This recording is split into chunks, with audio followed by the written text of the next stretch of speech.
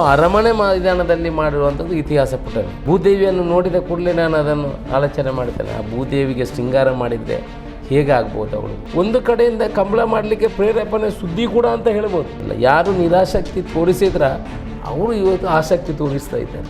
ಈ ರಾಜ ಕುಟುಂಬಗಳು ಏನಿದೆ ಖಂಡಿತ ಅವರು ಇದನ್ನು ಉಳಿಸ್ಕೊಳ್ಳಿಕ್ಕೆ ಇದರಿಂದ ಅವರಿಗೂ ಒಳ್ಳೆಯದಾಗ್ತದೆ ಮುಂದಿನ ದಿವಸದಲ್ಲಿ. ಸರ್ಕಾರದ ಸಹಕಾರ ಇಲ್ಲಾದರೆ ಕಂಬಳ ಮಾಡಲಿಕ್ಕೆ ಅಲ್ಲಿ ಆ ಜಾಗದಲ್ಲಿ ಸಾಧ್ಯ. ನೀವು ರಾಜ್ಕುಮಾರ್ ಅವರ ಕುಟುಂಬ ಇರ್ಬೋದು, ಸುದೀಪ್ ಇರ್ಬೋದು, ಅನುಷ್ಕಾ ಶೆಟ್ಟಿ ಇರ್ಬೋದು, ಶಿಲ್ಪಾ ಶೆಟ್ಟಿ ಇರ್ಬೋದು, ಸುನೀಲ್ ಶೆಟ್ಟಿ, ಇವರೆಲ್ಲ ಕಂಬಳನ ನಾವು ಬರ್ತೀವಿ. ಇವತ್ತು ಕಂಬಳವನ್ನು ಉಳಿಸ್ಲಿಕ್ಕೆ ನಾನು ಒಬ್ಬನೇ ಹೋರಾಟ ಮಾಡಿದೆ. ಇತಿಹಾಸದ ಪುಟಗಳಲ್ಲಿ ಬರೆಯುವಂಥ ಸಮಯ ಇನ್ನೇನು ಜಾಸ್ತಿ ಇಲ್ಲ. ಬೆಂಗಳೂರಿನಲ್ಲಿ ಕರಾವಳಿ ಭವನ ನಿರ್ಮಾಣ ಆಗ್ತದೆ, 2 ಎಕರೆ ಜಾಗ ಸಿಗ್ತದೆ. ಮುಂಬೈಯಲ್ಲಿ ಕೂಡ ಒಂದು ಪ್ರಯತ್ನದಲ್ಲಿ ಇದೆ. ಕಂಬಳಕ್ಕೆ ಹಾಲಿವುಡ್ ಬಾಲಿವುಡ್ ಟಚ್ ಆಗಿ ಈಶ್ವರಯ್ಯ ಅವ್ರದ್ದು 10 ಕೋಣಗಳು, ಸುನೀಲ್ ಶೆಟ್ಟಿ ಅವ್ರದ್ದು 10 ಕೋಣಗಳು, ಅನುಷ್ಕಾ ಶೆಟ್ಟಿ ಅವ್ರದ್ದು 10 ಕೋಣಗಳು. ನಾನು ಪರಿಕಲ್ಪನೆ ಮಾಡ್ತಾ ಇರೋದು ಪ್ರೋ-ಕಂಬಳ ಆಗ್ಬೋದು. It can there be chances. ಯಾರು ಕಂಬಳದ ಕೋಣದ ಯಜಮಾನರುಗಳು ಪ್ರೈಸ್ಗಾಗಿ ಬರುವವರಲ್ಲ. ಒಂದು ಕಂಬಳದ ತಂಡ ಬರ್ತಾರೆ, ಅದರಲ್ಲಿ 15 ಜನ ಎಕ್ಸ್ಟ್ರಾ ಜನ ಬರ್ತಾರೆ. ಅವರಿಗೆ ಊಟ ಉಪಚಾರದ ಎಲ್ಲ ವ್ಯವಸ್ಥೆಗಳು ಮಾಡ್ತೀವಿ. ಕೋಣಗಳ ಯಜಮಾನರುಗಳಿಗೆ ವಾಹನದ ವ್ಯವಸ್ಥೆಗೆ 50,000 ರೂಪಾಯಿ ಕೊಡ್ತೇವೆ. ಕಂಬಳ ಆದ ನಂತರ ಒಂದು ಅರ್ಧ ದಿವಸದ ಕೋಳಿ ಅಂಕ ಮಾಡಬೇಕಂತ ಎಲ್ಲರ ಹತ್ರ ಮನಸ್ಸಿದೆ. ನಮ್ಮ ಕಂಬಳ ಬೆಂಗಳೂರು ಕಂಬಳಕ್ಕೆ ಸರ್ವ ರೀತಿಯಲ್ಲೂ ತಯಾರಿಯಾಗಿದೆ. ಬೆಂಗಳೂರು ಕಂಬಳದ ಪ್ರಮುಖ ರೂವಾರಿ ಪುತ್ತೂರಿನ ಶಾಸಕರಾಗಿರುವಂತಹ ಅಶೋಕ್ ಕುಮಾರ್ ರೈ ಅವರು ಬೆಂಗಳೂರು ಕಂಬಳ ಹೇಗಾಯಿತು, ಆ ಕಾನ್ಸೆಪ್ಟ್ ಹುಟ್ಟಿಕೊಂಡದ್ದು ಹೇಗೆ, ಬೆಂಗಳೂರು ಕಂಬಳದ ಕೊನೆಯ ಹಂತದಲ್ಲಿ ನಾವಿದ್ದೇವೆ. ಸಂಪೂರ್ಣ ತಯಾರಿಗಳು ಮುಗಿದಿದೆ. ಕರೆಯ ಸ್ಟೋರಿಯನ್ನು ಸುದ್ದಿಯಲ್ಲೇ ನೀವು ನೋಡಿದ್ದೀರಿ. ಜೊತೆಗೆ ಕೆಲವೊಂದು ಪವಾಡಗಳು ಅಲ್ಲಿ ನಡೆದಿರುವಂಥದ್ದನ್ನು ಕೂಡ ಸುದ್ದಿ ವರದಿ ಮಾಡಿದೆ. ಇದೀಗ ನಮ್ಮ ಜೊತೆಗೆ ಇರುವವರು ಪುತ್ತೂರಿನ ಶಾಸಕರಾಗಿರುವಂತಹ ಬೆಂಗಳೂರಿನ ಕಂಬಳದ ರೂವಾರಿಗಳು ಆಗಿರುವಂತಹ ಅಶೋಕ್ ಕುಮಾರ್ ರೈ ಅವರು. ಕಾರ್ಯಕ್ರಮಕ್ಕೆ ಸ್ವಾಗತ ಸರ್. ಬೆಂಗಳೂರು ಕಂಬಳ ಅಂದ ಕೂಡಲೇ ಈ ಕಾನ್ಸೆಪ್ಟ್ ಹೇಗೆ ಬಂತು ಅನ್ನುವಂಥದ್ದು ಪ್ರಥಮ ಪ್ರಶ್ನೆ. ಯಾಕೆಂತಂದರೆ ಬೆಂಗಳೂರಲ್ಲಿ ಒಂದು ಕಂಬಳ ಮಾಡುವಂಥ ಕಾನ್ಸೆಪ್ಟು ಇದು ಎಷ್ಟು ವರ್ಷಗಳ ಹಿಂದಿನ ಆಲೋಚನೆ? ಇದು ತುಂಬ ವರ್ಷದ ಆಲೋಚನೆಗಳೇನಲ್ಲ. ನಾನು ವಿಧಾನಸಭೆಯಲ್ಲಿ ತುಳುವಿನ ಬಗ್ಗೆ, ತುಳುವನ್ನು ಕರ್ನಾಟಕದ ಹೆಚ್ಚುವರಿ ಭಾಷೆಯನ್ನಾಗಿ ತಗೊಳ್ಬೇಕು ಅಂತ, ಮಾನ್ಯತೆ ಮಾಡಬೇಕಂತ ನಾನು ವಿಧಾನಸಭೆಯಲ್ಲಿ ಮಾತಾಡಿದ್ದೆ. ಇದನ್ನು ನೋಡಿ ಈ ಬ್ಯಾಂಗ್ಳೂರು ತುಳು ಸಂಘಟನೆಯವರು, ಕರಾವಳಿ ಭಾಗದವರು ನನ್ನ ಹತ್ರ ಬಂದು ನನ್ನನ್ನು ಅಭಿನಂದನೆ ಮಾಡಿದರು.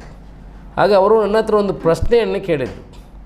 ನೋಡಿ, ನಾವು ಒಂದು 10 ವರ್ಷದಿಂದ ನಿರಂತರ ಒಂದು ಕರಾವಳಿ ಭವನ ಇಲ್ಲದ ತುಳು ಭವನ, ಇದಕ್ಕಾಗಿ ಸರ್ಕಾರದಿಂದ 1 ಎಕರೆ ಜಾಗೆಯನ್ನು ಕೇಳ್ತಾ ಇದ್ದೇವೆ. ನಮಗೆ ಸರ್ಕಾರ ಕೊಡಲಿಲ್ಲ ಇಷ್ಟುವರೆಗೆ. ನಾವು ಸರ್ಕಾರದ ಗಮನ ಸೆಳೆಯುವಲ್ಲಿ ಹಿಂದೆ ಬಿದ್ದಿದ್ದೀವಿ. ನೀವು ಈಗ ಪುತ್ತೂರಿನ ಶಾಸಕರಾಗಿ ಮೊದಲ ಬಾರಿಗೆ ವಿಧಾನಸಭೆಗೆ ಬಂದು ತುಳುವಿನ ಬಗ್ಗೆ ನೀವು ವಿಧಾನಸಭೆಯಲ್ಲಿ ಉಲ್ಲೇಖ ಮಾಡಿದಿರಿ. ನಮಗೆ ಅತೀವ ಸಂತೋಷ ಆಗಿದೆ. ನಮಗೆ 1 ಎಕರೆ ಜಾಗೆಗೂ ಕೂಡ ನೀವು ಮುಖ್ಯಮಂತ್ರಿಯವರ ಹತ್ರ ಮನವಿ ಮಾಡಬೇಕು ಅನ್ನೋ ವಿಚಾರವನ್ನು ನನ್ನ ಹತ್ರ ಹೇಳಿದರು. ನಾನು ಅದಕ್ಕೆ ಅವರಿಗೆ ಹೇಳಿದೆ, ನೋಡಿ, ಮನವಿ ಮಾಡುವ ಮೊದಲು ನಾವು ನಮ್ಮ ದಕ್ಷಿಣ ಕನ್ನಡ ಉಡುಪಿ ಜಿಲ್ಲೆಯವರು ಎಷ್ಟು ಜನ ಇದ್ದಾರೆ, ನಮ್ಮ ಶಕ್ತಿ ಏನು, ನಮ್ಮ ಆಚಾರ ವಿಚಾರಗಳು ಏನು, ಇದನ್ನು ನಾವು ಜನರಿಗೆ ತಿಳಿಸುವಂಥ ಕೆಲಸಗಳಾಗಬೇಕು. ನಾವು ಏನಾದರೂ ಒಂದು ಕಾರ್ಯಕ್ರಮ ಮಾಡಿ ಅದರಲ್ಲಿ ಈ ವಿಚಾರವನ್ನು ಸರ್ಕಾರದ ಗಮನಕ್ಕೆ ಸೆಳೆಯುವಂಥ ಕೆಲಸವನ್ನು ಮಾಡುವ ಅಂತ ಹೇಳಿದರು. ಅದಕ್ಕೆ ಅವರು ಉಲ್ಲೇಖ ಮಾಡಿದ್ದು, ನಾವು ಸುಮಾರು 7-8 ವರ್ಷದಿಂದ ಕರಾವಳಿ ಭಾಗದ ಎಲ್ಲ ಜನಪ್ರತಿನಿಧಿಗಳ ಹತ್ರ ವಿನಂತಿಯನ್ನು ಮಾಡ್ಕೊಳ್ತಾ ಇದ್ದೇವೆ, ನಾವು ಕಂಬಳವನ್ನು ಬ್ಯಾಂಗ್ಳೂರಲ್ಲಿ ಮಾಡಿದರೆ ಹೇಗೆ ಅನ್ನೋ ವಿಚಾರವನ್ನು ಉಲ್ಲೇಖ ಮಾಡಿದ್ವಿ. ನಾನು ಹೇಳಿದೆ, ಕಂಬಳವನ್ನು ಮಾಡುವ, ಕಂಬಳವನ್ನು ಮಾಡಲಿಕ್ಕೆ ಹೇಳಿದೆ. ನಾವು ಅಲ್ಲೇ ಮಾಡ್ತಾಯಿದ್ವಿ, ಕಂಬಳವನ್ನು ಉಳಿಸಿದ್ದೇ ನಾವು, ಬೆಳೆಸಿದ್ದೇ ನಾವು ಕಂಬಳವನ್ನು ಮಾಡುವಂಥ ವಿಚಾರ. ಆಗ ಜಾಗೆಯಲ್ಲಿ ಒಂದೊಂದೇ ಹಂತವಾಗಿ ಯಾವತ್ತು ನಾವು ಒಂದು ಕೆಲಸವನ್ನು ಆರಂಭ ಮಾಡ್ತೀವಿ, ಆಗ ನಾವು ಅದರ ವಿಚಾರ ಸಾಧಕ ಬಾಧಕವನ್ನು ಚರ್ಚೆ ಮಾಡಿ ಆ ಕಂಬಳವನ್ನು ಮಾಡುವ ಮುಖಾಂತರ ಕರಾವಳಿ ತುಳುವಿಗೆ ಭಾಷೆಗೆ ಒಂದು ಆದ್ಯತೆ ಸಿಗಬೇಕು, ಕರಾವಳಿ ಭಾಗಕ್ಕೆ ಕರಾವಳಿ ಭವನ ನಿರ್ಮಾಣ ಆಗಬೇಕು, ಅದಕ್ಕೆ ಸರ್ಕಾರದಿಂದ 2 ಎಕರೆ ಜಾಗೆಯನ್ನು ಕೊಡಬೇಕು. ಅಲ್ಲಿ ಈ ಕರಾವಳಿ ಭಾಗದಿಂದ ಯಾರೆಲ್ಲ ಹೋಗ್ತಾರೆ ಅವರಿಗೆ ಒಂದು ನಿಲ್ಲಕ್ಕೆ 40-50 ರೂಮ್ ಮಾಡಬೇಕು, ಒಂದು ಹಾಲ್ ಮಾಡಬೇಕು, ರಿಕ್ರಿಯೇಷನ್ ಕ್ಲಬ್ ಮಾಡಬೇಕು. ಈ ಥರ ಒಂದು ಪರಿಕಲ್ಪನೆಗಳನ್ನು ಇಟ್ಕೊಂಡು ಇದನ್ನು ನಾವು ಆಲೋಚನೆ ಮಾಡಿದ್ವಿ. ಅದಕ್ಕೆ ಜನರ ಸರ್ಕಾರದ ಸ್ಪಂದನೆ ಸಿಕ್ಕಿದೆ. ಓಕೆ, ಈ ಕಂಬಳ ಮಾಡುವಂಥದ್ದು, ಕಂಬಳದ ಯೋಚನೆ ಸರಿ. ಆನಂತರ ಹೃದಯ ಭಾಗ ಅರಮನೆ ಮೈದಾನದಲ್ಲಿ ಕಂಬಳ ಆಗ್ತಾ ಇದೆ ಅಂತ ಹೇಳೋದಾದರೆ ಈ ಅರಮನೆ ಮೈದಾನ ಸಿಕ್ಕಿದ್ದು ಹೇಗೆ ಅಂತ ನೋಡಿ. ಒಂದು ಕಂಬಳ ಮಾಡುವುದು ಒಂದು ಇತಿಹಾಸ ಪುಟದಲ್ಲಿ ಬರೆದಿಡುವಂಥದ್ದು ಬೆಂಗಳೂರಿನಲ್ಲಿ. ಇನ್ನೊಂದು ಅರಮನೆ ಮೈದಾನದಲ್ಲಿ ಮಾಡಿರುವಂಥದ್ದು ಇತಿಹಾಸ ಪುಟನೇ. ಬೆಂಗಳೂರಿನ ಹೃದಯ ಭಾಗದಲ್ಲಿ ಕಂಬಳ ಮಾಡಲಿಕ್ಕೆ ಇವತ್ತೊಂದು 100 ಎಕರೆ ಜಾಗ ಸಿಗ್ತದೆ ಅಂತ ಹೇಳಿದರೆ ಅದು ಪರಿಕಲ್ಪನೆ ಮಾಡಲಿಕ್ಕೆ ಸಾಧ್ಯ ಇಲ್ಲ. ಯುವ ವರ್ಷ ಆಗ್ತದೆ, ಮುಂದಿನ ವರ್ಷಗಳು ಆಗ್ತದ, ಅದು ಬೇರೆ ವಿಚಾರ. ಈ ವರ್ಷ ನಮಗೆ ಕಂಬಳ ಮಾಡಲಿಕ್ಕೆ ಹೃದಯ ಭಾಗದಲ್ಲಿ ಸಿಕ್ಕಿದೆ ಅಂತ ಹೇಳಿದರೆ ಮುಖ್ಯಮಂತ್ರಿಗಳೇ ಕೇಳ್ತಾ ಇದ್ರು ನನ್ನ ಹತ್ರ, ಏನಪ್ಪ ಅಲ್ಲಿ ಜಾಗ ಸಿಗ್ತಾ ನಿಮಗೆ, ಇಷ್ಟೊಂದು ಜಾಗ ಇದೆಯಾ, ಅಲ್ಲಿ ವ್ಯವಸ್ಥೆಗಳು ಇದೆಯಾ ಅಂತ, ಕಂಬಳದ ಕರೆ ಮಾಡಲಿಕ್ಕೆ ಆಗ್ತದ ಅಂತ. ಅಲ್ಲಿ ನಮಗೆ ಎಲ್ಲ ಅದು ನೋಡಿ. ಕಂಬಳ ಅಂತ ಹೇಳಿದ್ರೆ ನಾನು ಒಂದು ವಿಚಾರ ಉಲ್ಲೇಖ ಮಾಡ್ತಾ ಇದ್ದೇನೆ. ಕಂಬಳ ಅಂತ ಹೇಳಿದರೆ ಅದಕ್ಕೆ ದೈವ ದೇವರ ಅನುಗ್ರಹ ಇದೆ. ಯಾಕಂತ ಹೇಳಿದರೆ ಎಲ್ಲ ಜಾತಿ ಧರ್ಮದವರು ಅದರಲ್ಲಿದ್ದಾರೆ. ಮುಸ್ಲಿಮ್ ಇದ್ದಾರೆ, ಹಿಂದೂ ಇದ್ದಾರೆ, ಕ್ರಿಶ್ಚಿಯನ್ ಇದ್ದಾರೆ, ಎಲ್ಲ ಜಾತಿ ಧರ್ಮದವರು ಅದರಲ್ಲಿದ್ದಾರೆ. ಆನಂತರ ಇದು ದೇವರ ದೈವದ ಎಲ್ಲ ಕಾರ್ಯಕ್ರಮ ಆಗುವಂಥದ್ದು ಈ ಅನ್ನುವಂಥದ್ದು. ಎಲ್ಲಿ ನಾವು ಹೋದರೂ ನಾವು ಕನಸಲ್ಲೂ ನೆನೆಸಿಲ್ಲ ನಮಗೆ ನಮ್ಮ ಅರಮನೆ ಮೈದಾನದಲ್ಲಿ ಕಂಬಳ ಮಾಡಲಿಕ್ಕೆ ಜಾಗ ಸಿಗ್ತದೆ ಅಂತ. ನಾವು ಮಹಾರಾಣಿ ಹತ್ರ ಹೋಗಿ ಉಲ್ಲೇಖ ಮಾಡಿದ್ವಿ, ನಾವೊಂದು ಜಾಗವನ್ನು ನೋಡಿದ್ವಿ, ನಾವು ಕಂಬಳ ಮಾಡಲಿಕ್ಕೆ ನಮಗೆ ಜಾಗ ಕೊಡಬೇಕು. ನಾವು ತುಳು ಸಂಘಟನೆಯವರೆಲ್ಲ ಹೋಗಿ ಅದನ್ನು ಅವನ ಹತ್ರ ವಿನಂತಿ ಮಾಡಿಕೊಂಡ್ರು. ಆಗ ಅವರು ಹೇಳಿದರು, ಇಲ್ಲ, ಕಂಬಳವನ್ನು ನಾವು ಮಾಡಲಿಕ್ಕೆ ಜಾಗ ಕೊಡಲಿಕ್ಕೆ ಆಗಿದೆ, ಇದರಲ್ಲಿ ಕ್ರಿಯಾಲಿಟಿ ಇದೆ. ಎಲ್ಲಿ ಕುದುರೆ ಸಾಕ್ತಾರೋ ಅಲ್ಲಿ ಕೋಣವನ್ನು ಎಮ್ಮೆಯನ್ನು ಸಾಕುವಂಥ ವಿಚಾರಗಳಿಲ್ಲ, ಆದ್ದರಿಂದ ನಾವು ಅದಕ್ಕೆ ಜಾಗ ಕೊಡಲಿಕ್ಕೆ ಆಗೋದಿಲ್ಲ ಅಂತ ಹೇಳಿದರು. ನಾವು ಹೇಳಿದ್ವಿ ಇದರಲ್ಲಿ ಏನು ಕ್ರಿಯಾಲಿಟಿ ನಡೆಯುವುದಿಲ್ಲ.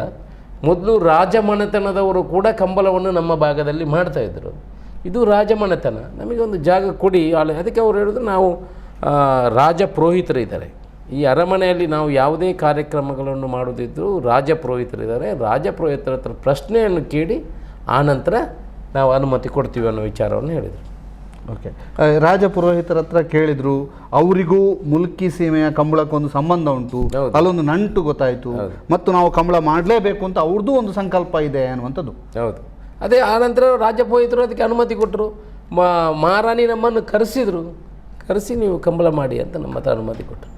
ಆನಂತರ ನಮಗೆ ಹಂತ ಹಂತವಾಗಿ ಇನ್ನೊಂದು ಉದಾಹರಣೆ ಹೇಳಬೇಕಿದ್ರೆ, ಅಲ್ಲೆಲ್ಲ ಬೋರ್ವೆಲ್ ತೆಗೆಯುವಂಥವ್ರು, ನೀರಿಲ್ಲ. ಎಲ್ಲ ಬೋರ್ವೆಲ್ಗಳು 1400 1500 ಫೀಟ್ ಕೆಳಗಡೆ ಹೋದರೆ ಅವರಿಗೆ ಅರ್ಧ ಇಂಚು ನೀರು. ನಾವು ಆ ಕಡೆ ಪಕ್ಕಕ್ಕೆಲ್ಲ ಕೇಳುವಾಗ ನಮಗೆ ಅರ್ಧ ಹಂತ ಬಂದಾಗಿದೆ, ನೀರಿನ ವ್ಯವಸ್ಥೆ, ನೀರೆಲ್ಲಿ ಸಿಗ್ತದೆ ಅಂತ. ನಾನು ಇವ್ರ ಹತ್ರ ಹೇಳಿದ್ರೆ, ಏನು ನೀವು ಯೋಚನೆ ಮಾಡೋದು ಬೇಡ, 2 ಬೋರ್ವೆಲ್ಗಳನ್ನು ಕೊರಿಬೇಕು, ಆ ಕಡೆ ಒಂದು ಈ ಕಡೆ ಒಂದು ಬೋರ್ವೆಲ್ ತೆಗೀರಿ ಅಂತ ಹೇಳಿದ್ರು. 350 ಫೀಟ್ ಹೋಗುವಾಗಲೇ 170 350 ಫೀಟ್ ಹೋಗುವಾಗಲೇ ನಮಗೆ 3 ಇಂಚು ನೀರು ಬಂದಿದೆ. ಎಲ್ಲ ಆ ಕಡೆ ಈ ಕಡೆ ದೊಡ್ಡ ದೊಡ್ಡ ಬಿಸ್ನೆಸ್ ಮ್ಯಾನ್ಗಳಿದ್ದಾರೆ, ಹಾಲ್ನವರಿದ್ದಾರೆ, ಆ ಕಡೆ ಒಂದು ಅಮ್ಯೂಸ್ಮೆಂಟ್ ಪಾರ್ಕ್ ಇದೆ, ಈ ಕಡೆ ಹಾಲ್, ಅವರೆಲ್ಲ ಬಂದು ನೋಡಿ ಅರ್ಧ ಗಂಟೆಗೆ ನೋಡಿದ್ದಾರೆ ಈ ನೀರು ಹಾರುವ ರೀತಿಯಲ್ಲಿ. ನಾವು ಇಷ್ಟು ಕೊಡೋದು ಸಿಗಲಿಲ್ಲ, ನಿಮಗೆ 300 ಫೀಟಲ್ಲಿ ನೀರು ಸಿಗ್ತಲ್ಲ.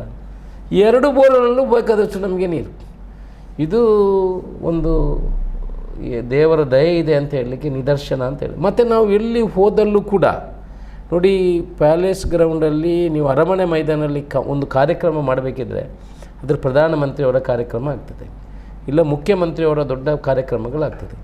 ಇಡೀ ಆ ಕಾರ್ಯಕ್ರಮಕ್ಕೆ ಮುಖ್ಯಮಂತ್ರಿಗಳೇ ಆದೇಶ ಮಾಡಬೇಕು, ಬೇರೆ ಎಲ್ಲಿ ಹಾಗೆ ಮಾಡಲಿಕ್ಕೆ. ಮದುವೆಗಳೆಲ್ಲ ಆಗ್ತದೆ, ಇಂಥ ಕಾರ್ಯಕ್ರಮ ಮುಖ್ಯಮಂತ್ರಿ ಆದೇಶ ಮಾಡು. ಅದು ಎಲ್ಲಿ ಹೋದಾಗಲೂ ತಡೆ ಅನ್ನೋದಿಲ್ಲ, ಅದಕ್ಕೆ ಎಲ್ಲ ಪಾಸೆ, ಎಲ್ಲಿ ಹೋದರೂ ಪಾಸೆ. ಅದಕ್ಕೆ ದೇವರ ಅನುಗ್ರಹ ಇದೆ, ಜನರ ಸಹಕಾರ ಇದೆ ಅಂತ ಹೇಳಲಿಕ್ಕೆ ಇಚ್ಛೆಪಡ್ತೀನಿ. ಓಕೆ, ಆರಂಭದಲ್ಲಿ ನಿಮಗೆ ಆ ಮೈದಾನವನ್ನು ತೋರಿಸಿದಾಗ ಅದು ಕಸದ ಗೊಂಪೆಯಾಗಿತ್ತು, ಸಂಪೂರ್ಣವಾಗಿ ತೊಂದರೆಗೆ ಇದರಲ್ಲಿ ಹೇಗಪ್ಪ ಮಾಡೋದು ಅಂತಿದ್ರಿ, ಏಕಾಏಕಿ JCBಯನ್ನು ಇಳಿಸ್ತೀರಿ, ನಂತರ ನಾಗನ ಆರಾಧನೆಯನ್ನು ಕೂಡ ಅಲ್ಲಿ ಮಾಡ್ತೀರಿ. ಈ ಎಲ್ಲ ವಿಚಾರಗಳ ಬಗ್ಗೆ ನೋಡಿ, ನನಗೆ ಮಣ್ಣು ಅಂತ ಹೇಳಿದರೆ ಅತಿ ಇಷ್ಟ. ನಾನು ಅದರಲ್ಲಿ ಕೆಲಸ ಮಾಡಿ ಮೇಲೆ ಬಂದವನು. ಸಿಮೆಂಟು, ಮಣ್ಣು, ಜಲ್ಲಿ ಇದರನ್ನೆಲ್ಲ ರೂಪವನ್ನು ಮಾಡುವಂಥದ್ದು. ಬಂಡೆಕಲ್ಲು ಇದ್ರೆಗೆ ಮೂರ್ತಿಯನ್ನು ಕೆತ್ತಿ ಅದಕ್ಕೆ ಆಕಾರ ಕೊಡ್ತಾನೆ. ಭೂದೇವಿಯನ್ನು ನೋಡಿದ ಕೂಡಲೇ ನಾನು ಅದನ್ನು ಆಲೋಚನೆ ಮಾಡ್ತೇನೆ, ಆ ಭೂದೇವಿಗೆ ಶೃಂಗಾರ ಮಾಡಿದರೆ ಹೇಗಾಗ್ಬೋದು, ಅವಳು ಯಾವ ರೀತಿ ರೂಪ ತೆಕ್ಕೊಳ್ತಾನೆ. ನೀವು ಹಿಂದೆ ನಾವು ಅಲ್ಲಿ ಹೋಗಿ ನೋಡುವಾಗ ಎಲ್ಲರೂ ಹೇಳಿದರು, ಇದರಲ್ಲಿ ಕಂಬಳ ಮಾಡಲಿಕ್ಕೆ ಆಗ್ತದೆ. ನಾವು ಅದನ್ನೇ ನನಗೆ ನೋಡುವಾಗೆ ಗೊತ್ತಾಗ್ತದೆ, ಎಲ್ಲಿ ಯಾವ ರೀತಿ ಯಾವ ಉದ್ಯಮವನ್ನು ಹೇಳಿ ಅವರ ಭವಿಷ್ಯವನ್ನು ಈಗಲೇ ಹೇಳಿಬಿಡ್ತೀನಿ ನಾನು. ಯಾವ ಒಂದು ಬಿಲ್ಡಿಂಗ್ ಕಟ್ಟಲಿಕ್ಕೆ ಜಾಗ ತೋರಿಸಿ 1 ನಿಮಿಷದಲ್ಲಿ ಹೇಳ್ಬಿಡ್ತೀನಿ. ಈ ಜಾಗ ನೋಡಿದ ಕೂಡಲೇ ಇದು ಕಂಬಳಕ್ಕೆ ಫಸ್ಟ್ ಕ್ಲಾಸ್ ಇರುವ ಜಾಗ. ಅವಳನ್ನು ಹೇಗೆ ಭೂದೇವಿಗೆ ಸೀರೆ ಎಲ್ಲ ಉಡಿಸಿ ಅವರು ಅಲಂಕಾರ ಮಾಡಿದರೆ ಹೇಗೆ ಆಗ್ತದೆ, ಈಗ ನೋಡಿ, ಈಗ ಸೀರೆ ಉಡಿಸಿದ್ದೀವಿ, ಅಲಂಕಾರ ಮಾಡಿದ್ದೀವಿ, ಶೃಂಗಾರ ಆಗಿದ್ದಾಳೆ ಭೂದೇವಿ, ಹೇಗೆ ಆಗಿದ್ದಾಳೆ. ಅವಳು ಇಡೀ ಪ್ರಕೃತಿಯನ್ನು ಸೆಳೀತಾಳೆ, ಇನ್ನು ಇಡೀ ಪ್ರಕೃತಿಯ ಜನಗಳನ್ನಲ್ಲಿ ಸೆಳೀತಾಳೆ. ಆ ರೀತಿ ಅಲಂಕಾರ ಮಾಡಿದ್ದೀವಿ, ಆ ರೀತಿ ಒಂದು ಲಕ್ಷಣ ಇರುವಂಥ ಜಾಗ. ಆನಂತರ ನಾಗಾರಾಧನೆಯನ್ನು ಮಾಡಿ, ಅಲ್ಲಿ ನಾಗಗಳೆಲ್ಲ ಇದ್ದು ಆ ನಾಗಾರಾಧನೆಯನ್ನು ಮಾಡಿ ಸುಬ್ರಹ್ಮಣ್ಯಕ್ಕೆ ಹೋಗಿ ಎಲ್ಲ ಈ ಕಂಬಳಗಳು ಯಾವ ರೀತಿಯಲ್ಲಿ ಆಗಬೇಕು, ನಮ್ಮ ತುಳುನಾಡಿನ ವ್ಯವಸ್ಥೆಗಳು ಜನ ನೋಡಬೇಕು. ದಿವಸಕ್ಕೆ 2,000 ಜನ ಅಲ್ಲಿ ಬರ್ತಾರೆ ನೋಡಲಿಕ್ಕೆ. ಆ ರೀತಿ ಒಳ್ಳೆ ರೀತಿಯ ವ್ಯವಸ್ಥೆಗಳೆಲ್ಲ ಆಗ್ತಾಯಿದೆ. ಓಕೆ, ಬೆಂಗಳೂರಿನಲ್ಲಿ ಕಂಬಳ ಮಾಡಿದ್ರಿ, ಸಂಘಟನಾತ್ಮಕವಾಗಿ ಏಕಾಏಕಿ ನಿಮ್ಮ ಜೊತೆಗೆ ಬಹಳಷ್ಟು ಜನ, ಬಹಳಷ್ಟು ಬಾಹುಗಳು ಸೇರಿಕೊಳ್ತು. ಅದು ಈ ಸಂಘಟನೆಯನ್ನು ಮಾಡಿದ ರೀತಿ. ಸಂಘಟನೆ ಅಂತ ಹೇಳಿದರೆ ನೋಡಿ, ಒಂದು 5-6 ವರ್ಷದಿಂದ ಅವರು ಕಂಬಳ ಮಾಡಬೇಕಂತ ಭಾರೀ ಪ್ರಯತ್ನಗಳನ್ನು ಮಾಡ್ತಾರೆ. ನಾನು ಯಾರ ಹೆಸರನ್ನು ಉಲ್ಲೇಖ ಮಾಡಲಿಕ್ಕೆ ಹೋಗೋದಿಲ್ಲ.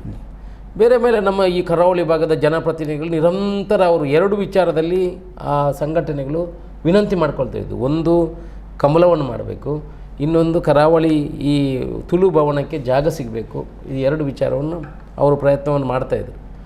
ಈ ಸಲ ಅವರಿಗೆ ಒಂದು ಏನೋ ಅದು ಕೂಡಿ ಬಂದಿರೋದು ಅಂತ ಗೊತ್ತಿಲ್ಲ. ಅವರು ಉಲ್ಲೇಖ ಮಾಡಿದ್ದು, ನಾನು ಮಾತಾಡಿರೋದು, ನನಗೆ ಅದೇನು ಕಷ್ಟ ಅನ್ನಿಸ್ಲಿಲ್ಲ.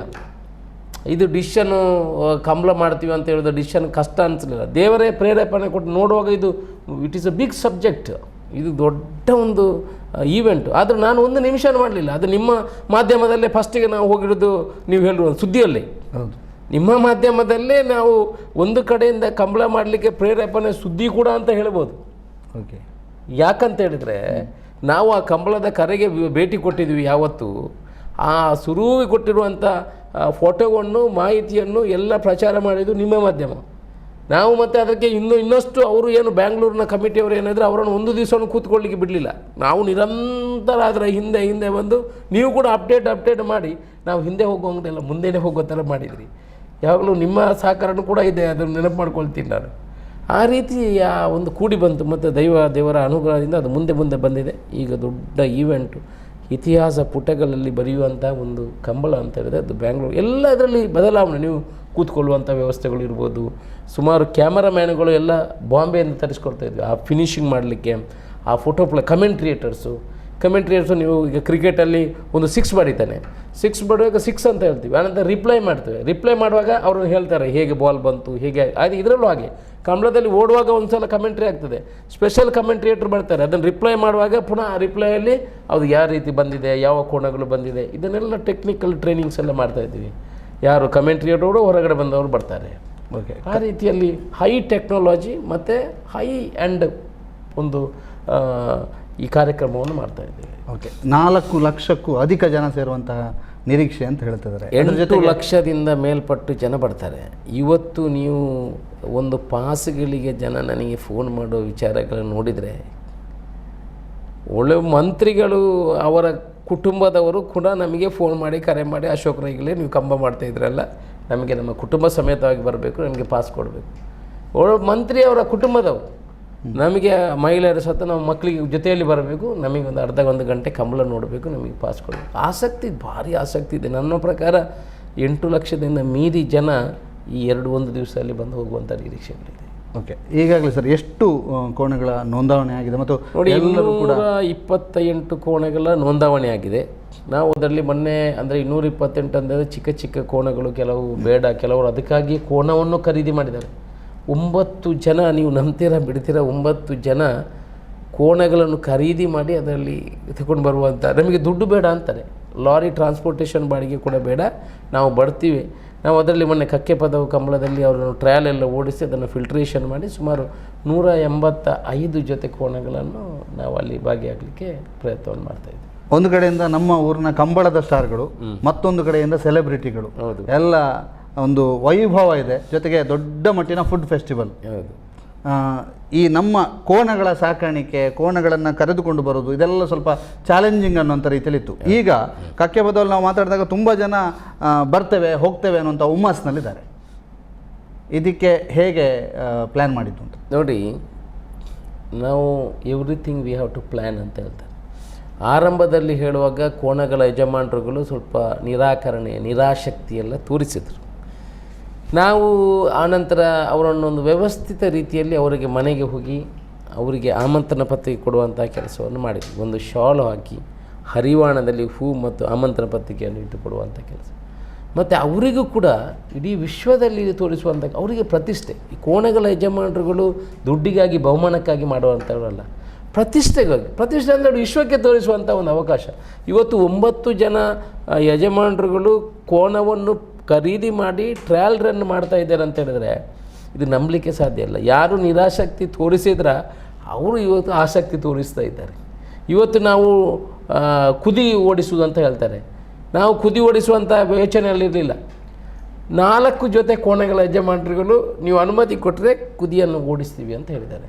ನಾಳೆ ಮಂಗಳವಾರ ಬುಧವಾರದಂದು ನಾವು ಕುದಿ ಕೂಡ ಓಡಿಸುವಂಥ ಕೆಲಸವನ್ನು ಮಾಡ್ತೀವಿ. ಅವರ ಸ್ವಇಚ್ಛೆಯಿಂದ, ನಾವೇನು ನೀವು ಬಂದು ಓಡಿಸಿ ಅಂತ ಹೇಳಿಲ್ಲ. ಅವರ ಸ್ವಇಚ್ಛೆಯಿಂದ ಅವರು ಬಂದು ಆ ನಾಡಿದ ಕಂಬಳಾಗುವವರೆಗೆ ಅಲ್ಲೇ ಇದ್ದು ಅವರು ಅದಕ್ಕೆ ಸಹಕಾರ ಕೊಡುವಂಥ ಅವರಿಗೆ ಕೂಡ ನಾವೊಂದು ಇಷ್ಟು ಪ್ರಯತ್ನ ಪಡುವಾಗ ಅವರ ಸಹಕಾರ ನಾವು ಕಂಬಳವನ್ನು ಉಳಿಸುವಲ್ಲಿ ಪ್ರಯತ್ನ ಮಾಡಿದ್ದೀವಿ. ಕಂಬಳಕ್ಕೆ ದುಡ್ಡು ಹಣ ಬರುವಲ್ಲಿ ನಾವು ಪ್ರಯತ್ನವನ್ನು ಮಾಡಿದ್ದೀವಿ.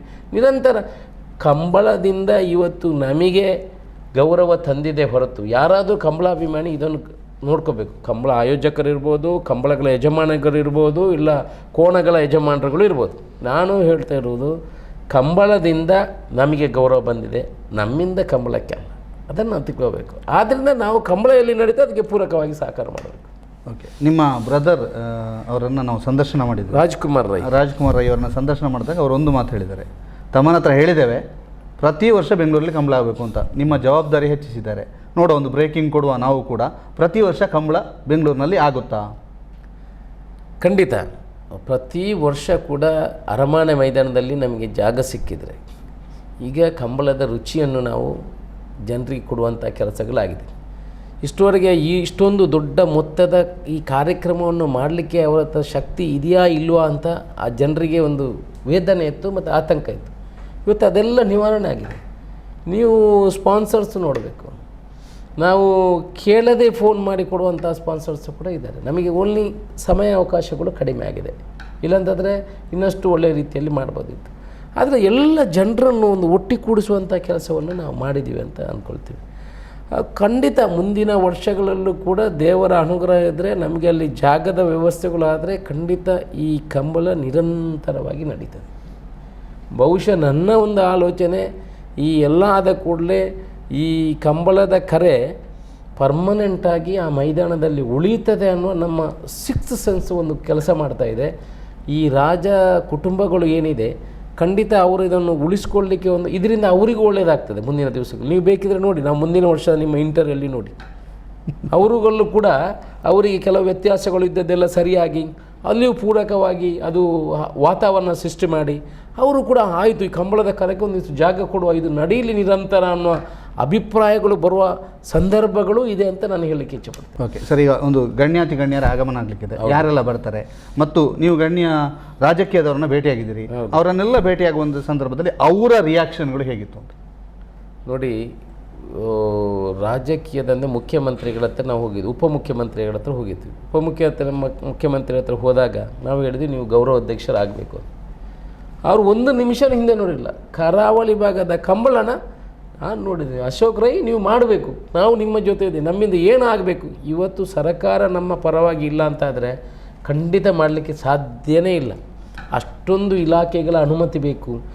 ನೀವು ಅಂದರೆ ಅದು ಮೇಯ್ನ್ ರೋಡ್ ಇರೋದರಿಂದ ಜನಗಳಿಗೆ ಟ್ರಾಫಿಕ್, ಇಡೀ ಪೊಲೀಸ್ ಇಲಾಖೆ ಅದರಲ್ಲಿ ಒಳಗೆ ಬರಬೇಕು, ಇಡೀ ವೆಟರ್ನರಿ ಇಲಾಖೆ, ಹೆಲ್ತ್ ಇಲಾಖೆ, ಕಾರ್ಪೊರೇಷನು ಎಲ್ಲ, ಮೆಸ್ಕಾಮು, ಫೈರು ಎಲ್ಲ ಅದರ ಒಳಗೆ ಬರಬೇಕು.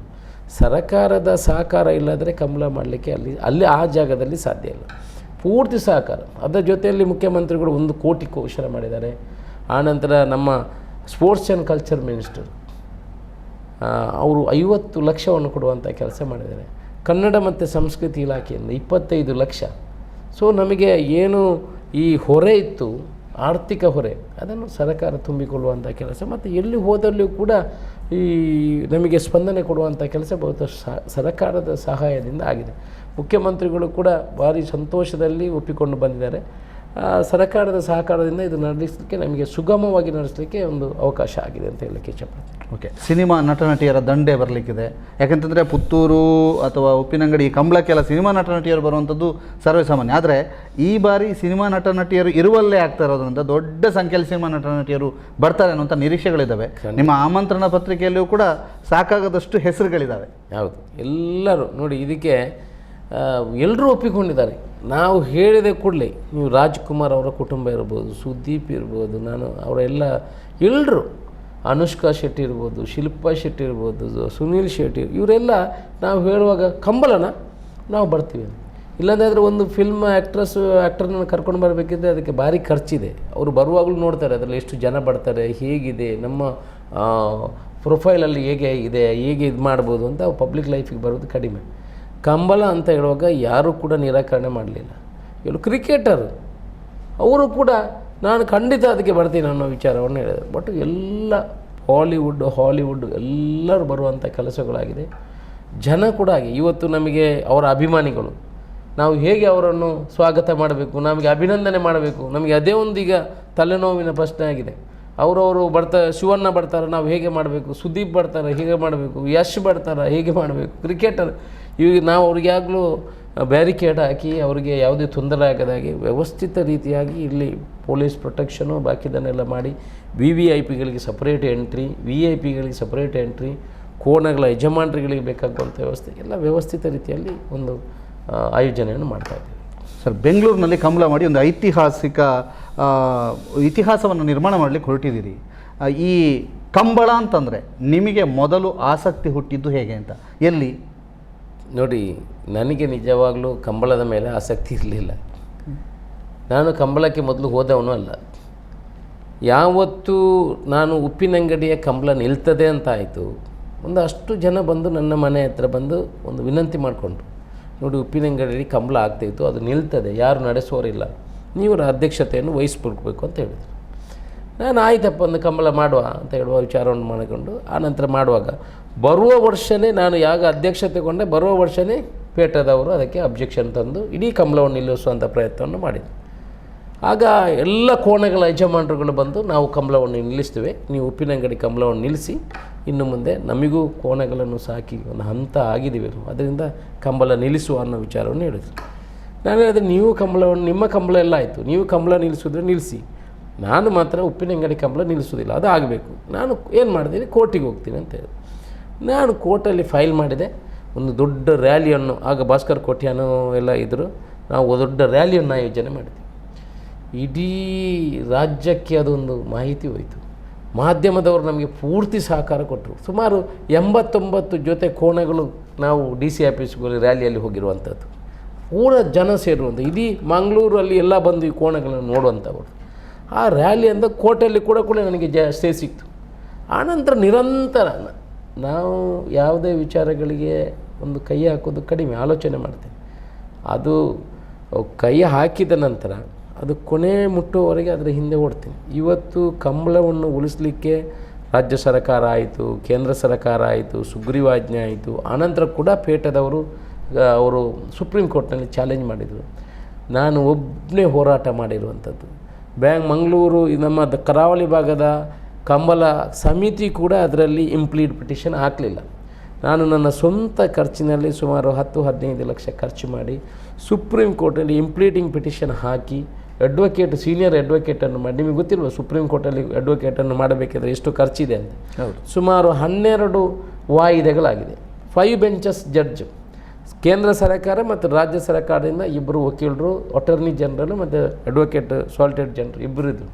ಆದರೆ ಅವರಿಗೆ ಮಾಹಿತಿ ಕೊಡಬೇಕಲ್ಲ, ಅವರು ಬೇರೆ ಅವ್ರ ಹತ್ರ ಕೇಸುಗಳಿರ್ತದೆ, ರಾಜ್ಯದ ಮತ್ತು ದೇಶದ ಕೇಸುಗಳಿರ್ತದೆ, ಅವರು ಅದರ ಬಗ್ಗೆ ಹೆಚ್ಚು ಗಮನ ಕೊಡ್ತಾರೆ. ಈ ಕಂಬಳದ ಬಗ್ಗೆ ಅವರಿಗೆ ಅಷ್ಟು ಗಮನ ಹರಿಸ್ತಾರೆ, ಆದರೂ ಅಷ್ಟೊಂದು ಗಮನ ಇಲ್ಲ.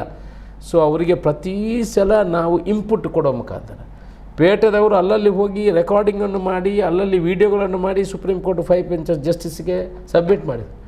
ನಾವು ಅದನ್ನು ಹೇಗೆ ಸಾಕ್ತೇವೆ ಅಂತ ನಾವು ಅದನ್ನು ತೋರಿಸುವಂಥ ಪ್ರಯತ್ನವನ್ನು ಮಾಡಿದ್ವಿ. ನಮಗೆ ನಮ್ಮ ಪರವಾಗಿ ತೀರ್ಪು ಬಂದಿದೆ. ಇವತ್ತು ಹೋರಾಟ ಮಾಡಿದ ಧನ್ಯತಾ ಭಾವವನ್ನು ಕೂಡ ಯಾರು ಬೇಕಿದ್ರೆ ಎಷ್ಟು ಹೇಳಿದರೂ ಕಡೆಯವರೆಗೆ ಹೋರಾಟ ಮಾಡಿದವನು ನಾನು. ಅದನ್ನು ಜಯಶಾಲಿಯಾಗಿ ಬಂದಿದ್ದೀನಿ. ಕಂಬಳವನ್ನು ಬ್ಯಾಂಗ್ಳೂರಲ್ಲಿ ಮಾಡ್ತೇವೆ, ಇಡೀ ವಿಶ್ವಕ್ಕೆ ಪರಿಚಯ ಮಾಡ್ತೇವೆ. ಇತಿಹಾಸದ ಪುಟಗಳಲ್ಲಿ ಬರೆಯುವಂಥ ಸಮಯ ಇನ್ನೇನು ಜಾಸ್ತಿ ಇಲ್ಲ. ಬೆಂಗಳೂರಿನಲ್ಲಿ ಕರಾವಳಿ ಭವನ ನಿರ್ಮಾಣ ಆಗ್ತದೆ, 2 ಎಕರೆ ಜಾಗ ಸಿಗ್ತದೆ. ಮುಂದಿನ 3-4 ವರ್ಷದಲ್ಲಿ ನೀವು ಕೂಡ ಬ್ಯಾಂಗ್ಳೂರಿಗೆ ಬಂದರೆ ಎಲ್ಲಿ ರೂಮ್ ಹುಡುಕಬೇಕಂತೆಲ್ಲ ಕರಾವಳಿ ಭವನಕ್ಕೆ ಬನ್ನಿ, ಎಲ್ಲ ವ್ಯವಸ್ಥೆಗಳು ಆಗ್ತದೆ. ಓಕೆ, ಈ ಕಂಬಳ ಅಥವಾ ನೀವು ಅಧಿವೇಶನದಲ್ಲಿ ಮೊದಲಾಗಿ ತುಳುವಿನ ಬಗ್ಗೆ ಮಾತನಾಡಿದ ಸಂದರ್ಭದಲ್ಲಿ ಇಡೀ ತುಳುವರು ನಿಮಗೆ ಮೆಚ್ಚುಗೆ ವ್ಯಕ್ತಪಡಿಸಿದರು. ಅದ್ರ ಜೊತೆಗೆ ಮುಂಬೈನ ತುಳುವರು ಕೂಡ ಬಹಳ ದೊಡ್ಡ ಮಟ್ಟಿಗೆ ಮೆಚ್ಚುಗೆ ವ್ಯಕ್ತಪಡಿಸಿದರು. ಇದೀಗ ನೀವು ರಾಜಧಾನಿಯಲ್ಲಿ ಕಂಬಳ ಮಾಡ್ತಿದ್ದೀರಿ, ಇನ್ನು ರಾಜ್ಯವನ್ನು ದಾಟಬೇಕಾದಂತಹ ಒಂದು ಜವಾಬ್ದಾರಿಯು ನಿಮ್ಮ ಮೇಲೆ ಬರ್ಬೋದು. ಮುಂಬೈಯವರು ಈಗಾಗಲೇ ಒತ್ತಾಯ ಮಾಡಿರಲೂಬಹುದು. ಏನಾದರೂ ಮಾಡಿದಾರಾ ಅಥವಾ ನಿನ್ನೆ ಕಕ್ಕೆ ಬದಲು ಕೆಲವರು ಹೇಳ್ತಿದ್ರು ನೆಕ್ಸ್ಟ್ ಮುಂಬೈ ಅಂತೆ ಅಂತ, ಈ ಅಂತೆ ಕಂತೆಗಳ ಬಗ್ಗೆ ನಿಮ್ಮ ಹತ್ರನೇ ಕೇಳುವ ಅಂತ. ನೋಡಿ, ತುಳುವಿನಲ್ಲಿ ಮಾತಾಡಿ ಜನ ಪ್ರಶಂಸೆಗೆ ನನ್ನನ್ನು ಪ್ರಶಂಸೆ ಮಾಡಿದ್ದಾರೆ. ನನಗೆ ಇನ್ನಷ್ಟು ಜವಾಬ್ದಾರಿಯನ್ನು ಕೊಟ್ಟಿದ್ದಾರೆ.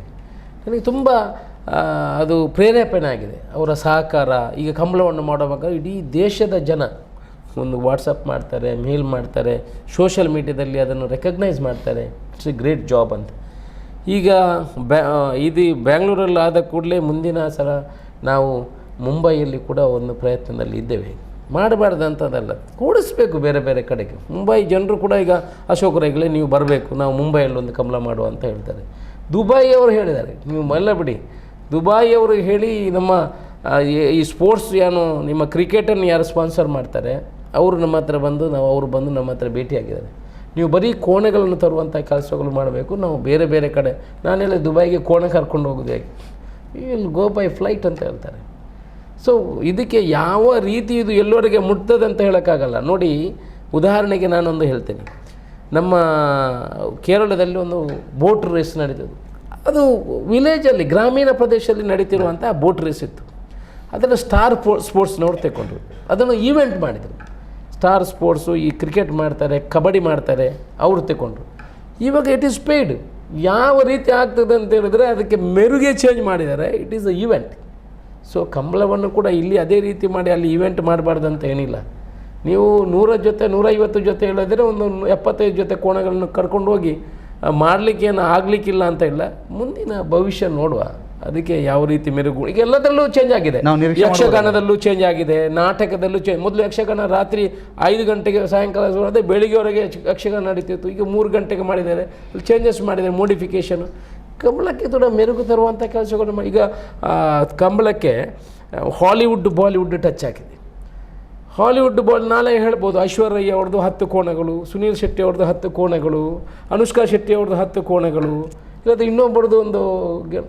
ನಾನು ಪರಿಕಲ್ಪನೆ ಮಾಡ್ತಾ ಇರುವಂಥದ್ದು ಈ ಥರನೂ ನಡೀಬೋದು ಅಂತ. Any can be changed any time. ನೀವು ಹೇಳ್ತಿರೋದು ಪ್ರೋ ಕಂಬಳ ಆಗ್ಬೋದು ಅಂತ. ಪ್ರೋ ಕಂಬಳ ಆಗ್ಬೋದು, it can be, there be chances ಅಲ್ಲ ಸರ್. ಬೆಂಗಳೂರು ಕಂಬಳದ ಪ್ರೈಸ್, ಬಹುಮಾನ ಇದು ಎಲ್ಲ ಹೇಗೆ ನಿರ್ಧಾರ ಆಗಿದೆ? ನೋಡಿ, ಯಾರು ಕಂಬಳದ ಕೋಣದ ಯಜಮಾನರುಗಳು ಪ್ರೈಸ್ಗಾಗಿ ಬರುವವರಲ್ಲ. ಅದು ಪ್ರತಿಷ್ಠೆ ಮತ್ತು ಅವರ ಘನತೆ ಗೌರವಕ್ಕಾಗಿ ಬರುವವರು. ನಾವು ಕೂಡ ಇಲ್ಲೆಲ್ಲ ಈಗ 1 ಪೌಂಡ್ ಕೊಡುವಲ್ಲಿ 2 ಪೌಂಡ್ ಕೊಡ್ತೀವಿ. ಆನಂತರ 2 ಪೌಂಡಲ್ಲಿ ಒಂದು ಆ ಥರ ಡಬಲ್ ಕೊಡ್ತಾಯಿದ್ವಿ. ಮತ್ತು 1 ಲಕ್ಷ ರೂಪಾಯಿ ಫಸ್ಟ್ ಪ್ರೈಸ್ ಕೊಡ್ತೀವಿ, 50,000 ಕೊಡ್ತೀವಿ, 25,000. ಮೊದಲು ಫಸ್ಟ್ ಆ್ಯಂಡ್ ಸೆಕೆಂಡ್ 2 ಇತ್ತು, ಇಲ್ಲಿ 3rd ಪ್ರೈಸ್ ಕೂಡ ಕೊಡುವಂಥ ಕೆಲಸವನ್ನು ಮಾಡ್ತೀವಿ. ಒಟ್ಟಿನಲ್ಲಿ ಅವರಿಗೆ ಖುಷಿ ಬರಬೇಕು. ಆನಂತರ ಎಲ್ರಿಗೂ ಮೆಡಲ್ ಕೊಡ್ತೇವೆ, ಬಂದವರಿಗೆ ಪಾರ್ಟಿಸಿಪೇಟ್ ಮಾಡೋದಕ್ಕೆ ಅವರಿಗೆ ಸರ್ಟಿಫಿಕೇಟ್ಗಳನ್ನು ಕೊಡ್ತೀವಿ. ಈ ಥರ ಅವರಿಗೂ ಒಳ್ಳೆ ರೀತಿಯಲ್ಲಿ ಅವರು ಇಲ್ಲಿಂದ 23 ತಾರೀಕಿಗೆ ಹೊರಡ್ತಾರೆ. ಇಲ್ಲಿಂದ ಅಲ್ಲಿ ಬರುವವರಿಗೆ ಪ್ರತಿ 3 ಕಂಬಳದ ಕೋಣಗಳ ಯಜಮಾನರಿಗೆ 2 ಕೊಡ್ತೀವಿ ಸಪೋರ್ಟಿಗೆ. ಅವರ ಎಲ್ಲ ಕಾರ್ಯಕ್ರಮಗಳನ್ನು ನೋಡ್ಕೋಬೇಕು. ಅವರಿಗೆ ಏನೇ ಹೆಲ್ಪ್ ಲೈನ್ 3 ಕಂಬಳದ ಕೋಣ ಯಜಮಾನರಿಗೆ 2 ಜನ ಅವರ ಎಲ್ಲ ವಾಪಸ್ಸು ಬಂದು ಮನೆಗೆ ಮುಟ್ಟುವವರೆಗೆ ನಾವು ಜವಾಬ್ದಾರಿಯನ್ನು ತಗೊಳ್ತೀವಿ. ಇಲ್ಲಿ ಉಪ್ಪಿನಿಂದ ಹೊರಟು ವಾಪಸ್ ಅವರು ಬಂದು ಮನೆಗೆ ಮುಟ್ಟುವವರೆಗೆ ನಮ್ಮ ಈ ಹೆಲ್ಪ್ ಲೈನ್ ಅವರಿಗೆ ಹೆಲ್ಪ್ ಮಾಡಬೇಕು. ಅವರ ಆಗು ಹೋಗುವನ್ನು ಚೆಕ್ ಮಾಡಬೇಕು. ಅವ್ರಿಗೆ ಯಾವುದೇ ತೊಂದರೆಗಳಾದರೆ ನಾವು ಅಲ್ಲಿ ಇಮಿಡಿಯೇಟ್ ಸಪೋರ್ಟ್ ಮಾಡೋ ಥರ ಮಾಡ್ತೀವಿ. ಈಗ ಕಂಬಳದ ಜೊತೆಗೆ ಬರುವಂಥ ಸ್ವಯಂ ಸೇವಕರು, ಕಂಬಳದ ಜೊತೆ ನೋಡಿ, ಒಂದು ಕಂಬಳದ ತಂಡ ಬರ್ತಾರೆ. ಅದರಲ್ಲಿ 15 ಜನ ಎಕ್ಸ್ಟ್ರಾ ಜನ ಬರ್ತಾರೆ. ಅವರಿಗೆ ಊಟ ಉಪಚಾರದ ಎಲ್ಲ ವ್ಯವಸ್ಥೆಗಳು ಮಾಡ್ತೀವಿ. ಡೈಲಿ ಬೆಳಿಗ್ಗೆ ಕಾಫಿ ತಿಂಡಿ ಸುಮಾರು 7,500 ಜನರಿಗೆ ನಿರಂತರ ಊಟ ತಿಂಡಿಗಳು ನಡೀತಾ ಇರ್ತದೆ. ಅವರಿಗೆ ಕೂಪನ್ ಕೊಡುವಂಥ ಕೆಲಸಗಳು ಮಾಡ್ತೀವಿ. ಕೋಣಗಳ ಯಜಮಾನರುಗಳಿಗೆ 50,000 ರೂಪಾಯಿ ಕೊಡ್ತೀವಿ. ಅಂದರೆ ಅವರ ವಾಹನದ ವ್ಯವಸ್ಥೆಗೆ 50,000 ರೂಪಾಯಿ ಕೊಡ್ತೇವೆ. ಅವರು ಬ್ಯಾಂಗ್ಳೂರು ಬಂದು ಮುಟ್ಟಿದ ಕೂಡಲೇ ರಿಜಿಸ್ಟ್ರೇಷನ್ ಆಗ್ತದೆ, ಅವರ ಅಕೌಂಟಿಗೆ RTGS ಹೋಗುವಂಥ ಕೆಲಸಗಳಾಗ್ತದೆ. ಆ ರೀತಿಯ ವ್ಯವಸ್ಥೆಗಳನ್ನು ಜೋಡಣೆ ಮಾಡಿದ್ದೀವಿ. ಎಸ್, ಕಂಬಳ ನಮ್ಮ ಊರಲ್ಲೆಲ್ಲ ಕಂಬಳ ಆದರೆ ಅದರ ಮರು ದಿವಸ ಕೋಳಿ ಅಂಕ ಆಗುವಂಥದ್ದು. ಬೆಂಗಳೂರಿನಲ್ಲಿಯೂ ಕೋಳಿ ಅಂಕ ಇದೆ ಅನ್ನುವಂಥದ್ದು ನೀವು ಒಂದು ಕಡೆ ಮಾತನಾಡುವಾಗ ಹೇಳಿದ್ರಿ. ಈ ಕೋಳಿ ಅಂಕ ಅದಕ್ಕೆ ಹೇಗೆ ತಯಾರಿಗಳಾಗಿವೆ? ಎಷ್ಟು ಜನ ಅವತ್ತು ಬರ್ಬೋದು? ನೋಡಿ, ಕಂಬಳ ಕೂಡ ನಮ್ಮ ಇತಿಹಾಸದ ಒಂದು ಕ್ರೀಡೆ. ನಾವು ಅದು ಹಿಂದಿನಿಂದ ಬಂದ ಸುಮಾರು 800 ವರ್ಷಗಳ ಇತಿಹಾಸ ಇದೆ ಈ ನಮ್ಮ ಈ ದಕ್ಷಿಣ ಕನ್ನಡ ಜಿಲ್ಲೆಯಲ್ಲಿ. ಅದಕ್ಕೆ ಕೋಳಿಗೆ ಅಂಕ ಕೂಡ ಅದಕ್ಕೆ ಪೂರಕವಾಗಿರುವಂಥದ್ದು. ಅದರಲ್ಲಿ ಜೂಜು ಮಾತ್ರ ಮಾಡಬಾರ್ದು. ಜೂಜು ಇಲ್ಲದೆ ಕೋಳಿ ಅಂಕ ಮಾಡೋದ್ರಲ್ಲಿ ಏನು ತಪ್ಪೇನಿಲ್ಲ ಅಂತ ನಮ್ಮ ಅಭಿಪ್ರಾಯ. ಇದರ ಬಗ್ಗೆಯೂ ವಿಮರ್ಶೆ ಮಾಡ್ತಾಯಿದ್ವಿ. 25, 26ಕ್ಕೆ ಕಂಬಳ ಆಗ್ತದೆ. ಕಂಬಳ ಆದ ನಂತರ ಒಂದು ಅರ್ಧ ದಿವಸದ ಕೋಳಿ ಅಂಕ ಮಾಡಬೇಕಂತ ಎಲ್ಲರ ಹತ್ರ ಮನಸ್ಸಿದೆ. ಅದಕ್ಕೆ ಪೂರಕವಾಗಿ ಸ್ಪಂದನೆಗೆ ಮುಂದಿನ ದಿವಸಗಳಲ್ಲಿ 27ನೇ ತಾರೀಕು ಬೆಳಿಗ್ಗೆ ಕೋಳಿ ಅಂಕವನ್ನು ಕೂಡ ಮಾಡ್ತೀವಿ. ಅದರ ಬಿಟ್ಟು ಜೂಜು ಇರುವಂಥದ್ದು ಇರುವುದಿಲ್ಲ. ಅದು ಇಲ್ಲಿಯ ಇತಿಹಾಸದಲ್ಲಿ ಮೂಡಿ ಬಂದಂಥದ್ದು. ನೀವು ಇತಿಹಾಸದ ಪುಸ್ತಕಗಳನ್ನು ಓದಿದರೆ ಅದರಲ್ಲಿ ಗೊತ್ತಾಗುತ್ತೆ. ಕೋಳಿ ಅಂಕ ಕೂಡ ನಮ್ಮ ಈ ಕರಾವಳಿ ಭಾಗದ ಒಂದು ಇತಿಹಾಸದಲ್ಲಿ ಬರೆದಿರುವಂಥ ವಿಚಾರ. ಅದಕ್ಕೂ ಕೂಡ ಮುಂದಿನ 2 ದಿವಸಗಳಲ್ಲಿ ನಿರ್ಧಾರವನ್ನು ಮಾಡ್ತೇವೆ. ಕೋಳಿ ಅಂಕವನ್ನು ಮಾಡುವ ಯೋಜನೆಯನ್ನು ಹಾಕ್ಕೊಂಡಿದ್ದೀವಿ. ಅದರ ಸಮಯ ಮತ್ತು ಬಾಕಿದನ್ನು ಮುಂದಿನ ದಿವಸಗಳಲ್ಲಿ ತಿಳಿಸ್ತೀವಿ. ಓಕೆ ಸರ್, ಎಷ್ಟು ಹೊತ್ತು ನಮ್ಮ ಜೊತೆಗೆ ಮಾತನಾಡಿದ್ದಕ್ಕೆ ನಿಮಗೆ ಧನ್ಯವಾದ. ನಮ್ಮ ಊರಿನ ಕಮಲವನ್ನು ಬೆಂಗಳೂರಿಗೆ ಹೋಗಿದಂತಹ ರೂವಾರಿ ಬೆಂಗಳೂರಿನಿಂದ ಮಹಾರಾಷ್ಟ್ರಕ್ಕೆ, ಮಹಾರಾಷ್ಟ್ರದಿಂದ ದುಬೈಗೆ ತೆಗೆದುಕೊಂಡು ಹೋಗಲಿಕ್ಕೂ ಕೂಡ ಅವರಿಗೆ ಬೇಡಿಕೆಗಳು ಬಂದಿವೆ. ಬೇಡಿಕೆಗಳಿಗೆ ಅನುಗುಣವಾಗಿ ಅವರು ಕೂಡ ಸ್ಪಂದನೆಯನ್ನು ನೀಡ್ತೇನೆ ಅನ್ನುವಂಥ ಮಾತುಗಳನ್ನು ಹೇಳಿದ್ದಾರೆ. ಆದ್ದರಿಂದ ಕಂಬಳ ಮುಂದೆ ಅಂತಾರಾಷ್ಟ್ರೀಯ ಮಟ್ಟದ ಗೇಮ್ ಆಗೋದ್ರಲ್ಲಿ ಡೌಟ್ ಇಲ್ಲ. ಜೊತೆಗೆ ಅದು ಆಗಲಿ ಅನ್ನುವಂಥ ಆಶಯವನ್ನು ವ್ಯಕ್ತಪಡಿಸುತ್ತಾ ಬೆಂಗಳೂರಿನ ಕಂಬಳ ಸಂಪೂರ್ಣವಾಗಿ ಸಕ್ಸಸ್ ಆಗಲಿ. ನವೆಂಬರ್ 25, 26ನೇ ತಾರೀಕಿಗೆ ಬೆಂಗಳೂರಿನಲ್ಲಿರುವಂಥ ಎಲ್ಲರೂ ಕೂಡ ಕಂಬಳವನ್ನು ವೀಕ್ಷಣೆ ಮಾಡಿ ನಮ್ಮ ಕರಾವಳಿಯ ಸಂಸ್ಕೃತಿಯ ವೈಭವವನ್ನು ನೀವೆಲ್ಲ ನೋಡಿ ಅನ್ನುವಂಥದ್ದನ್ನು ಹೇಳ್ತಾ ಈ ಸಂದರ್ಶನವನ್ನು ಮುಗಿಸ್ತಾ ಇದ್ದೇವೆ.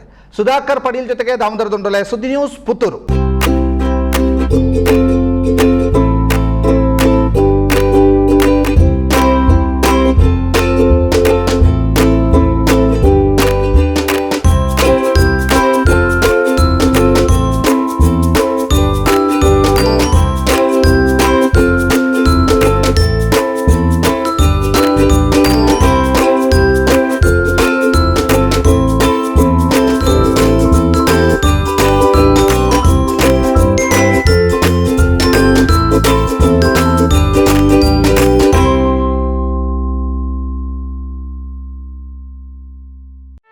ಸುದ್ದಿ ಚಾನಲ್, ಕ್ಷಣ ಕ್ಷಣದ ಸುದ್ದಿಗಾಗಿ.